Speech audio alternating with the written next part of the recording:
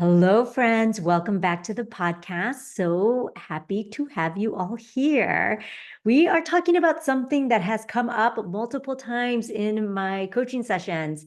And when this happens, I feel like it's a clue or a cue from the universe to share it with all of you because if it's been coming up this often in my sessions, my sense is there might be something in the collective that needs to be spoken to. So that is what we're talking about today. Before we jump in, I just want to share. I just came back from this incredible conference. Some of you might know this. I am the national wellness director for this large national multi-specialty organization, a physician organization. It's called Vituity.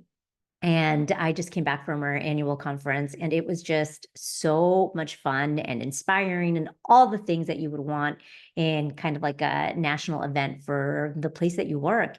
And I do not get paid to promote Vituity, but I'm feeling called to promote Vituity because it is so incredible. So I have been working with them since I graduated residency, and I firmly believe it's the absolute blessed pace for a physician or an advanced provider to practice medicine. So if you're a doctor, if you are a nurse practitioner or a PA, and you are interested in finding a workplace that really meets you where you are and honors who you are and is fun and it's inspiring, but gives you agency and gives you choice and autonomy, I'd highly check it out. Vituity, Vituity, Vituity, Vituity.com. Again, I don't get paid to promote them. I just love them. I've been with them since I've graduated residency. And I've worked everywhere. I've worked at academic centers, at private hospitals. I've worked everywhere. And I have stayed with Vituity because it's just an incredible place to work. And I am one of their leaders in the organization. So I kind of know our workings inside and out, from being a boots on the ground clinician to being one of our central leaders. So check it out if you're looking for a place to work. And our conference was in Florida, in Fort Lauderdale. I'd never been there, so I got to hang out on the beach. I want there to be conferences on the beach all the time. National conferences should always be on the water. It was so fun. Okay, let's jump in. Empowered forgiveness. So, what we're going to talk about today is what empowered forgiveness is and why it matters, and why it specifically matters for all of you that are listening. You know, what I've come to understand is my listeners are awesome. You guys are all so incredible. And what you care about is growing into a more authentic version of yourself, growing into your next level, becoming better versions of yourself. And that growth cannot happen if there is something holding you back. And oftentimes, what holds us back is past pain that we have not released. Past pain that we have not released. And that is where empowered forgiveness comes in. So, we're going to talk about what it is, why it matters, and we're going to talk about how to do it because that's my favorite. Okay, let's jump in. What is empowered forgiveness and why does it matter?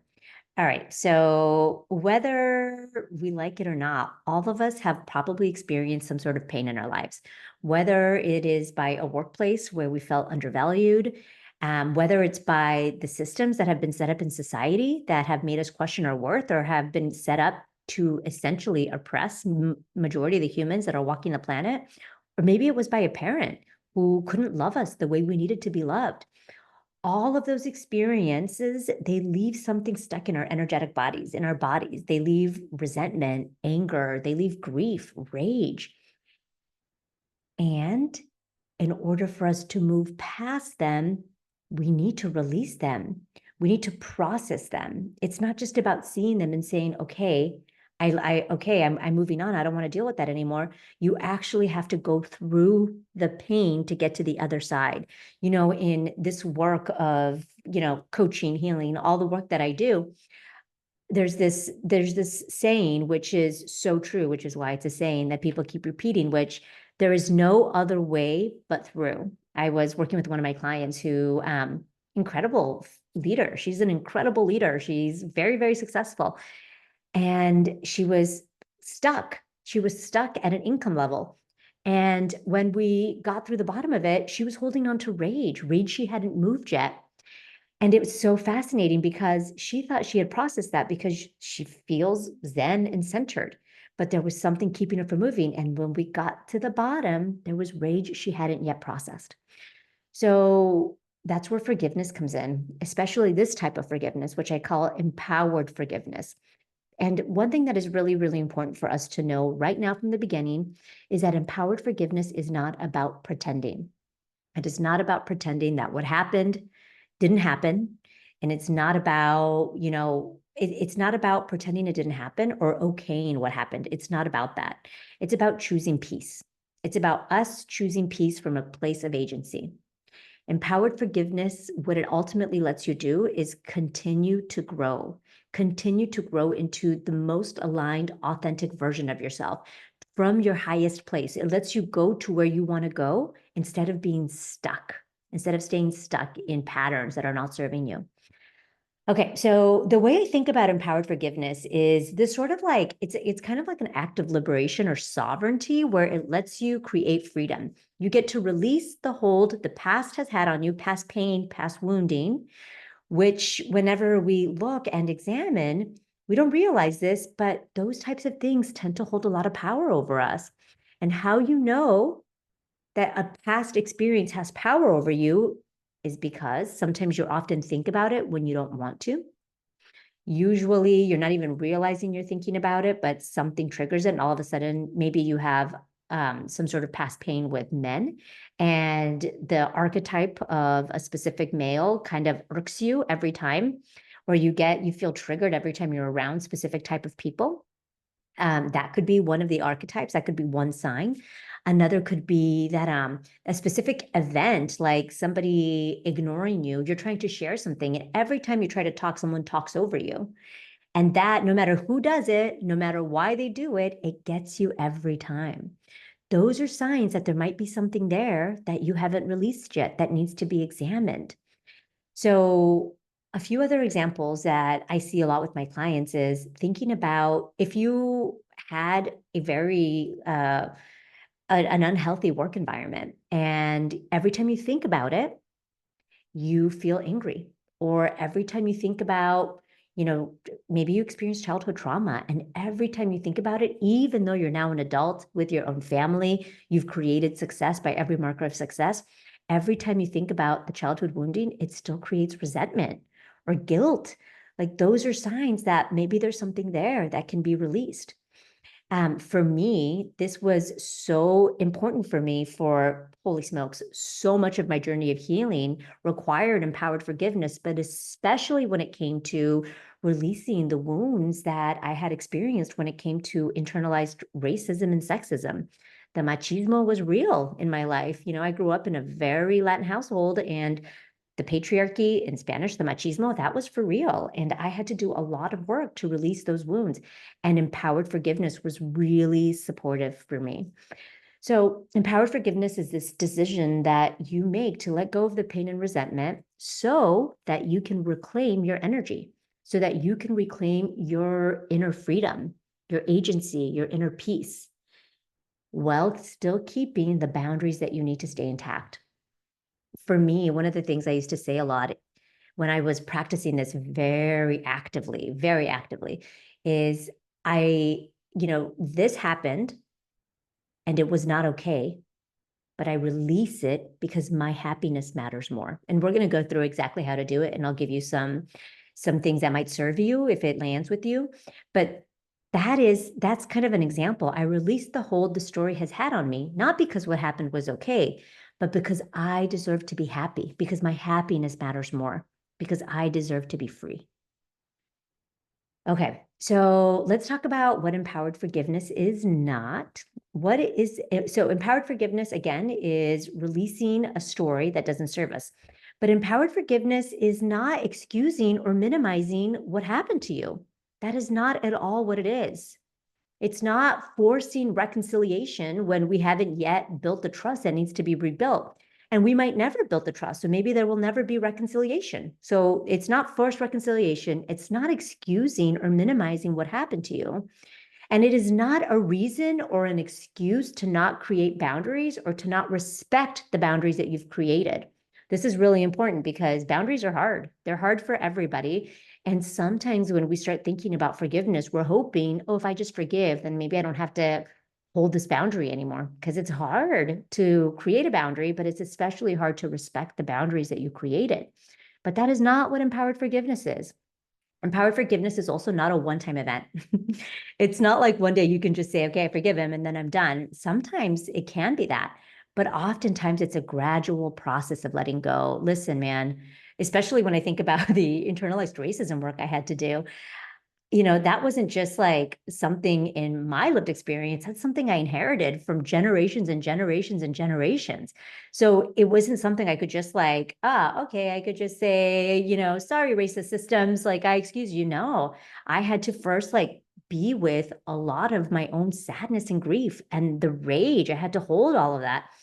And then I was finally able to be like, oh my gosh, like, okay, I'm ready to release this because I no longer want to hold this in my body, because my happiness matters more, my freedom matters more, my sovereignty matters more. I no longer want to be responsible for those people's stories. Those are not my stories. I don't want to hold that anymore. And empowered forgiveness, this is the last one I'm going to tell you. Empowered forgiveness is not weakness. It is not weakness. I say that because I think sometimes when we talk about forgiveness, it can feel soft and we think we need to be stronger than that. And that's where we feel like resentment makes us strong, or, it makes us like better able to like fight against whatever the systems are or whatever. But empowered forgiveness is not weakness. In fact, there's research that was done by the Stanford Forgiveness Project that shows forgiveness requires emotional courage. And you guys, if you listen to my last two episodes on courage, courage is hard.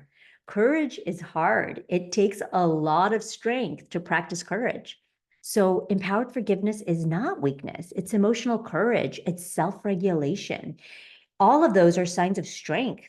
They are not signs of being passive by any means. Empowered forgiveness is a very active process. It's a very active process. So, why does it matter? Okay, so when we have experienced an injustice, when we've been wronged, it turns on our nervous system, and our nervous system goes into its threat modes. You guys know fight, flight, freeze, and it creates resentment. So resentment is our body's way of holding on to something and trying to protect us from future harm. I'm going to hold on to this because if I forgive, then I'm going to let it happen to me again. And I just, if that resonates with anyone, I just want to pause, because that's a very sweet, that's a very soft place to be with. Oftentimes we hold on to the pain because we're afraid that if we forgive, then we're opening ourselves up to more pain in the future. And I just want to hold all of you. Like, I just want you guys to be with that, because that's tough. It's a very soft, gentle, like tender place. I know for me, one of the biggest reasons I held on to so much pain is because I thought it made me stronger. But really, it was just making me a victim. It was just holding me captive. So resentment is one way that our body thinks it's protecting us. But over time, the chronic activation of that the resentment causes in our body, chronic activation of our stress response releases hormones, all of the stress hormones, cortisol, adrenaline, and a bunch of other hormones. And those are chronically circulating in our bodies all the time. It's like pollution. It's like pollution in our bodies, like leaving your car on idle mode inside of your garage with the doors closed. That is what resentment is doing to our bodies. And then it keeps our brains wired for hypervigilance, like, oh, we always have to be on edge. We always have to be careful, instead of allowing us to move through the process and heal. That is what resentment does. That's what, when we hold on to the pain stories, even when it's not resentment, even when it's guilt, you're holding on for guilt, like, because maybe the forgiveness is you need to forgive yourself. That is the same exact thing. That's the same exact thing. There's been studies from both Harvard and Stanford that have shown that forgiveness is so healthy, not just the mental well-being, but also it's cardioprotective. It lowers our blood pressure, so it improves our health of our heart. And then again, of course, it increases our psychological well-being. And what I love about empowered forgiveness, so that's just forgiveness, period. But what I love about empowered forgiveness is that it goes a step further because now it also restores your sense of agency. You are in charge of your life. Not all of these oppressive systems, not your past childhood wounding, not that job that left some scars. You are in charge of your life. And that is so powerful because when you consciously forgive without denying your truth, you reclaim all of the power back, all of the power you'd given away to all of these places that were causing you to have so much pain. You can call that all back to you now. And now you get to decide what happens next. It's liberation. It's really powerful. What it does is you stop repeating emotional patterns because when we're holding on to that, we don't see another way. We don't see possibility of what else is possible. If the wounding came, again, as an example, from some sort of, let's say a male archetype in your life, what you end up doing is all men are bad, all men are evil, all men are, and when you get to heal that, you see a possibility. Oh, actually, maybe that's not true. Of course, some men are, but of course, some men are not. And it opens you up to other ways that are possible. You also stop internalizing other people's biases. People, and listen, everybody is human. And because we're all human, we're not perfect. Everyone, even the people that you are the most influenced by, they're not perfect either. They're going to have their own pain stories. Nobody is perfect. You know, the saying, like, don't ever meet your idols or something like that, because they'll disappoint you. Um, I don't get disappointed by people because I allow everybody to be human. Like everybody is human.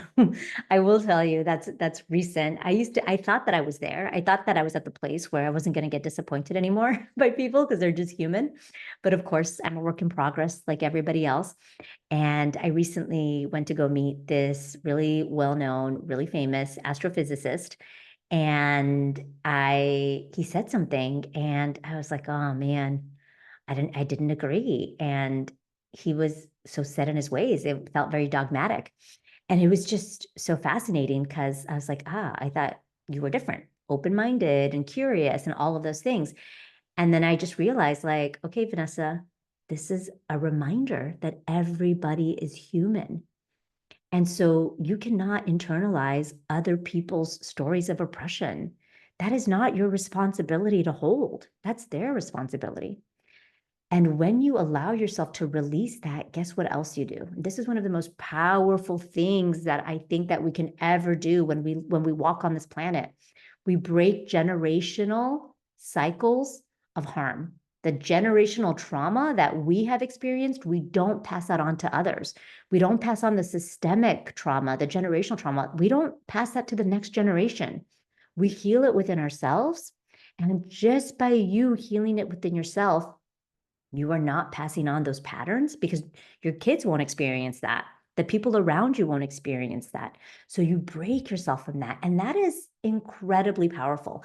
I think if we do nothing else, all of us, we all want to leave this world a little bit better than we found it. And one simple way to do that is by you taking personal responsibility in who you are and you healing your own wounds. That's it. By you healing your own wounds, you are having a tremendous impact in the lives of everybody around you. You don't need to go start some big business or do all of these things. All those things are awesome and great for sure. But you doing your own work on yourself breaks those generational and systemic patterns. It's very powerful. And then, of course, you free your identity. You free yourself from the identity of victim into victor. You reclaim your power. I laugh because I think it's kind of a funny, like, you go from victim to victor. I've heard that before. And I think it's a little cheesy, but it's true. It really is true. You break your identity from someone who has been harmed, someone who has been victimized, to someone who is in charge of their lives. And that is powerful. You know, I work with all sorts of people, with physicians and leaders and entrepreneurs and lawyers. I work with all sorts of people. And when I watch these shifts happen, it is incredibly transformative because you release the hold of that old resentment, whether it's toward a parent or a colleague or a system. And all of a sudden, you are free and you are now able to fully express yourself from the most authentic version of yourself. That is liberation. That is where fulfillment comes in. I had a client once, she's an engineer, and we did this work for her. Oh my gosh, what I saw afterwards, like the way she showed up at work, like so much more confident because she wasn't holding on to those stories anymore. She wasn't making them mean anything about her anymore. She was more confident. She was able to better set boundaries. She was no longer overworking to prove herself. It's like all of these tiny things that like we all want. We want to be more confident. We want more time in our lives. We don't want to be people pleasers. They all come from doing this work, and it is some powerful work. So forgiveness, again, in this context, is not about the other person. And honestly, when I think about forgiveness in general, any type of forgiveness, it is never about the other person. It feels like it is sometimes because you are sometimes creating peace between a friendship or a relationship, and then you can be with that other person. But forgiveness is always about you. It's about you releasing the pain in your body. It's about you releasing so you can show up fully again and show up in love again as the fullest expression of yourself. Show up to lead, to love from all of you. That's powerful. When you think about like, I think this is sometimes what comes up a lot when I think about my clients, because often they don't realize what's holding them back is wounding from their childhood. So, if you are now an adult, but you had wounding when you were a kid, what you stop doing is you stop repeating those same emotional patterns so that you are now better able to be calm, not just with your kids, but in other environments. And sometimes with your family of origin, you were not able to hold those boundaries before, but now you are. That's powerful. That's really, really incredible. All right. So, how do we do it? So I hope I've made you a believer. I talked about what empowered forgiveness is, why it matters. So how do you do it? So I'm going to walk you through kind of a short practice today that I want you to try for yourself. If you're driving, if you're multitasking, that's okay. You can listen to this now. And if it resonates with you and you want to practice, just save this episode and come back so you can come back with a journal and you can go along with me and pause as we're going through this. All right, so step one, you want to be able to witness what happened, witness the truth. You want to be able to witness the truth because you cannot forgive what you have not faced. So you want to say out loud, what happened? How did it impact me? What was not okay about that? For example, my dad constantly belittled my career choices and it made me doubt my worth. Oh, like those things, like they're really uncomfortable to say out loud because we don't want to have to feel it again. But I'm telling you, if you don't witness what happened from a place of like, I'm only saying the story now because now I'm ready to release it. I'm not repeating the story to live it again. I'm only saying it now to release it. So when you can say it in a space for it to be released, you're saying it from a place of empowerment. You're saying it from a place of empowerment, not from the victim place, but from a place of empowerment. Naming your truth honors your pain, honors your story, honors the truth, honors your experience. And it signals to your body, to your nervous system, that you are safe enough now to tell the story and to release it. So often when we tell the story out loud, whether, so when you're doing this work, you can journal or you can really just like voice memo to yourself, just say it out loud, but you do need it to be witnessed. So journaling, you're witnessing it, saying it out loud, you're hearing it. So you are your own witness. When you say these things out loud, it can feel dysregulating. It really can feel dysregulating. So step two really is to regain your inner calm. So if you notice yourself becoming dysregulated, pause and regulate your nervous system before you go on. This can be really simple. You just need to engage your parasympathetic nervous system, the relaxation response of your body, to interrupt the stress response. So you can, I'll teach you one quick regulation technique. You can put your 5 feet on the ground and 5 feet. I hope you don't have 5 feet, 2 feet on the ground, and you can find your 10 fingers and your 10 toes. Just find your 10 fingers and 10 toes. And as you're doing that, deep inhale in 5 seconds, hold your breath, slow exhale out, and feel your body soften. And do that until you feel like your body is soft again in a place of control and ready to go on. Because when you're doing this work, you want to make sure that you are in charge, which means you have to keep a regulated nervous system as you're going through this. All right, step 3, you want to reframe what you can control. You cannot change what happened. You cannot change anybody's behavior, but you can decide the power that their behavior is going to hold over you. For example, I can't make my mom show me the affection that I wanted, but I can stop chasing her approval. I can't change the fact that my boss was sexist, but moving forward, I can document, what happened, or I can make sure that I'm going to HR or whatever it is. And then from there, you want to identify the unmet need. So, what is it that you needed that you didn't get? Maybe it was validation, safety, maybe it was respect. And then you want to figure out, how can I give this to myself now? So maybe you just needed to be taken care of as a kid. Maybe you were the adult in your family and you just needed to be loved like a child. You just needed to be allowed to be a kid. So maybe you tell yourself, okay, I'm learning to show myself the love that I needed. I'm learning to be kind and gentle with myself. I'm learning to give myself pauses when I need the pause, or buy myself something nice. Maybe it's even a toy to signify like what your inner child needed. Those are all really beautiful ways to meet the needs that you didn't get. And this is a huge pivot point, because you move away here from waiting from someone else to come in to repair for you, to actively repairing for yourself. You are creating the healing. And I just want to stay with this for a little longer, because this is where the agency comes in. You don't need to wait for anybody else to change. You can start doing it for yourself now. And it's tough because, sometimes we have these like contracts or these rules that we make for others, like, this is not going to be okay until my mom apologizes, or my dad apologizes, or my boss admits that they were sexist. But the truth is, we can't enforce these rules that we create in our heads. We can't enforce them, and they just create pain. So we need to make sure that we can acknowledge, what are these contracts that I've made up, or these rules that I've made up? And, how can I release them, replace them with what you can do? So instead, maybe it's a boundary you need to set. Okay, so I can set a boundary or ask for accountability and still choose to release the emotional hold this has on me. For example, my mom needs to apologize. Maybe all you need to do is make space for your mom to be your mom. For whatever reason, that's who your mom was and how she was. And I firmly believe that everyone's doing the best they can. So that's what she was able to give. And so perhaps you can say, okay, it wasn't okay. I needed this love. I needed this kind of validation, and I didn't get it, but I released that.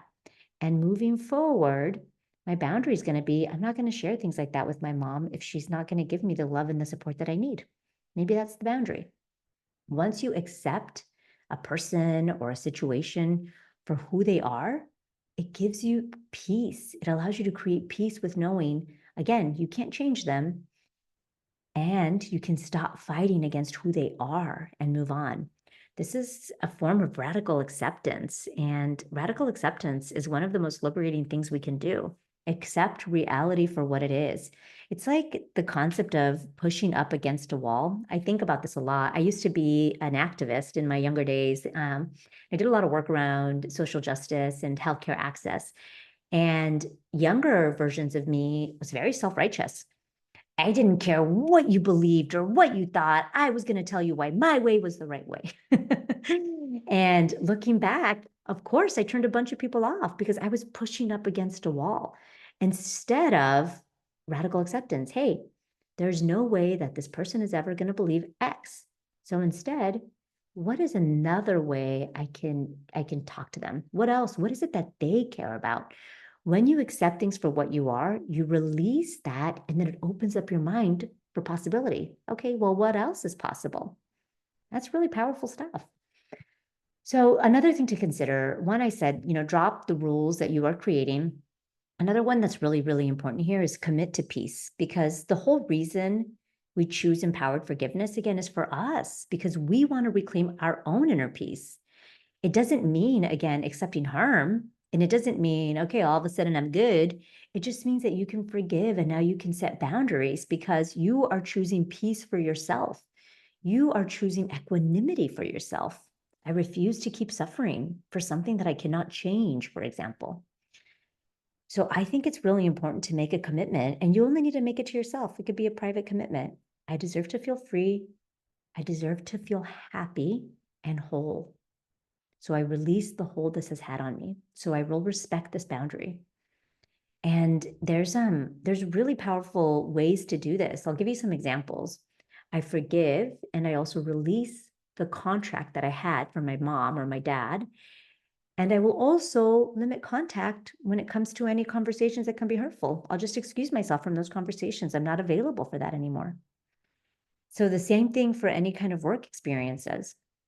And then one thing that's really important here is that you get to now redefine the story. The past is the past. The past is gone. You get to rewrite your story from here moving forward that reclaims you in charge, your power. And it really will end the cycle of inherited pain because you are no longer the victim of the past. You can now rewrite your identity from, listen, yeah, that happened to me as a kid. And this is who I am now. You can even include, because all of those things, if we have survived whatever we have experienced and we are here listening to this podcast right now, there's a high likelihood that all of those things have made you stronger, more able to thrive, able to maneuver certain circumstances. You've probably learned a lot. And so if you feel like, no, that's not true, then pause and ask yourself, what did this teach me? What lesson did this teach me? Because a really powerful way to reclaim your story and rewrite it is to talk about, like, I experienced that, it wasn't great. But it taught me XYZ, and now I'm this person. And you don't have to have a lesson in between if you don't want one. Maybe I experienced that and it wasn't great. And it taught me that I'm really strong and can overcome it and can choose happiness. That could be it. All right. So one other thing I just want you guys to think about as we wrap up here is the memory will likely resurface, especially in the beginning. When you are first doing this work and you release something, the memory might resurface. When it does, you want to regulate yourself. Take a breath and remind yourself, the story does not control me anymore. The story, it's really important that we call it what it is. The story, because now the only thing, the past is the past, it's not existent. The only thing that still lives is in the telling. It's the story that shows up. And the reason why it'll resurface again is because you've probably been practicing, you've probably been thinking it for many, many years. So something might trigger it, might show up again. But the story does not control you anymore. It's just showing up because it's there. That's it. Over time, when you redirect your brain this way and you tell yourself the story doesn't control me anymore, your brain will rewire from resentment to resilience. And you want to consider practicing that every time it shows up. And again, you give yourself what it is you need. Maybe you give yourself love in those moments. Maybe you give yourself an environment that really supports you. And this is, I think, one of the ways that we get to rewire all those neural patterns into one of resilience. It's really powerful stuff. Okay, so let us summarize what we talked about because we are wrapping up.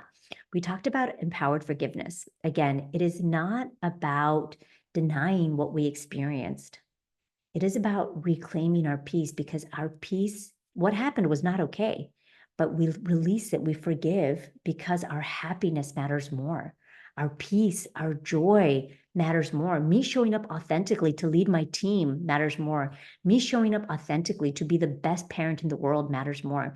Me showing up to create the most joyful, passionate, beautiful marriage matters more. That right there, that is your ticket forward. That is your ticket to freedom. That's powerful. That's really, really powerful. And boundaries are important ways for you to notice. Empowered forgiveness is not an excuse to not set a boundary. It's actually a great reason to set a boundary. My happiness, I deserve happiness. I deserve joy. And so I will set and respect this boundary.